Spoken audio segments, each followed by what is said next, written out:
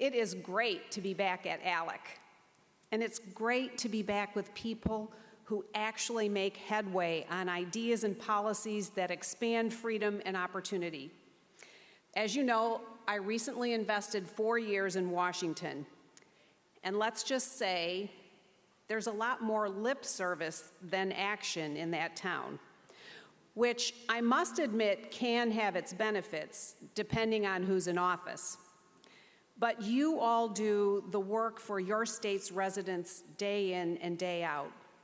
And right now, there's a lot to do, much of it to fend off federal overreach.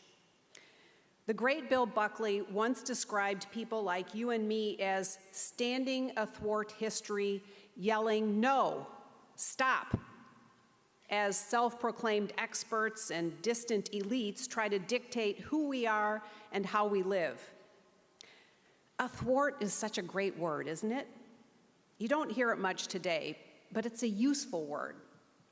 Its meaning, in opposition to or counter to, describes where many of us find ourselves today.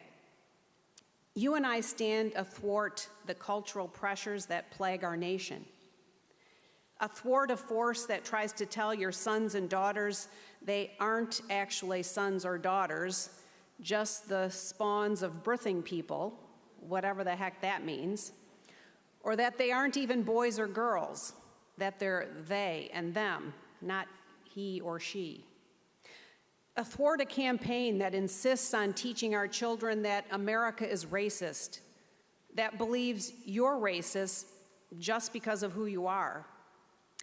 And athwart an education establishment that operates as though one size fits all, that parents don't matter, that says, leave it to us, we're the experts.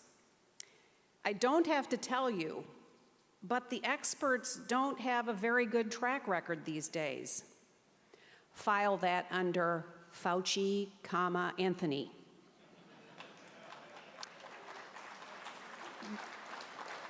The failures of the government-run, union-controlled education system have been laid bare for all to see the past 2 years.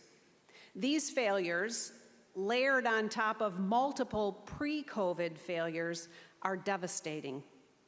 Unthinkable learning loss, unprecedented mental health issues, time and opportunities lost that can never be recovered. Tragically and unnecessarily, we will know this rising generation as Gen COVID. The effects of the damage inflicted on them by the unions and their allies will long endure. But like you and me, America's parents have had enough. They've had enough of the excuses, the delays, the shoulder shrugs. Parents want better for their kids, and they want better now. It may seem like much of this is a new phenomenon, but this was, in fact, always the design. It's true. The father of America's government-run education system, Horace Mann, once wrote that parents should be viewed as having given their children as, quote, hostages to our cause, end quote. You heard that right, hostages. The stark truth today is that America's students are held hostage to a system that assigns them to a school, teaches them what it wants, and does its best to keep what families want out of the conversation. Well, hear me clearly. It's time to set the hostages free.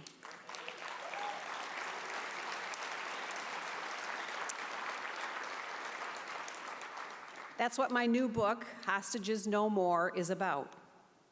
It's about ensuring our kids, our families, and our teachers are hostages to a broken one-size-fits-all system no more.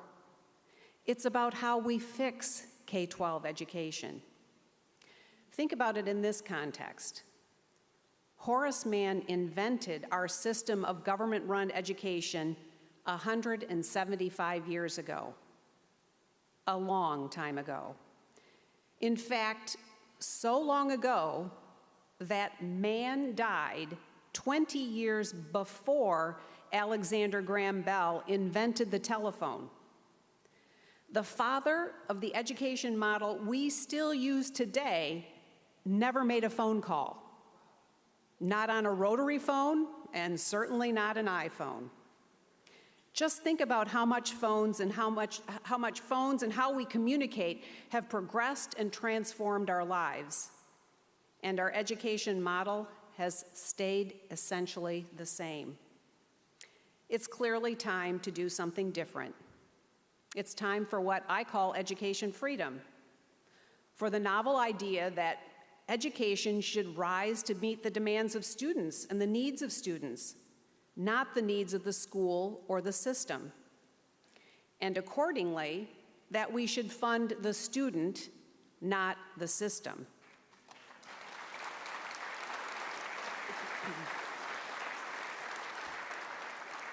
And the exciting news is education freedom is on the march. The last time I was with you, in 2019, I challenged you to lean into education freedom policies that put students and families first. And boy, did you. Since then, more than 20 states have passed laws expanding education freedom. Fittingly, 2019's conference was in Arizona. Who's here from Arizona, besides Karen and Ben? Congratulations. You really answered the call. Universal school choice, education savings accounts for every single student in the Grand Canyon State.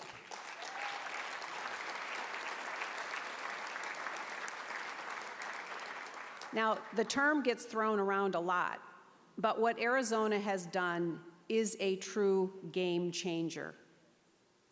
We used to ask, which state will be the first to empower every student and family?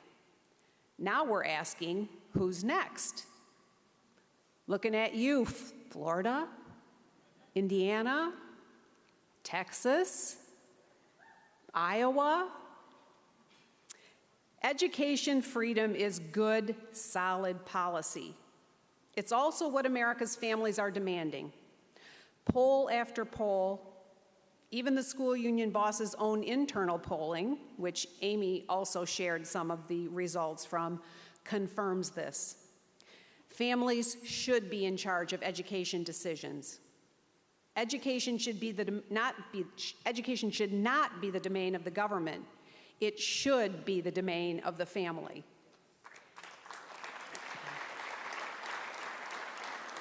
And every family should have the opportunity to make the right choice for their children, regardless of where they live or how much money they make. And it shouldn't matter what adjective comes before the word school. Public, private, charter, religious, micro, magnet, virtual, home. What should matter is the education fit and the quality of the experience for each student. The best way to stop our kids from being held hostage to the radical demands of a woke mob is to once and for all put parents decisively in charge. School choice and education freedom work. It's what parents want, it's what students need, and it's up to us to make it happen. So let's go and get it done. Thank you again for the opportunity to be here with you. Thank you for your commitment to our students and to a free and prosperous America. I look forward to our conversation.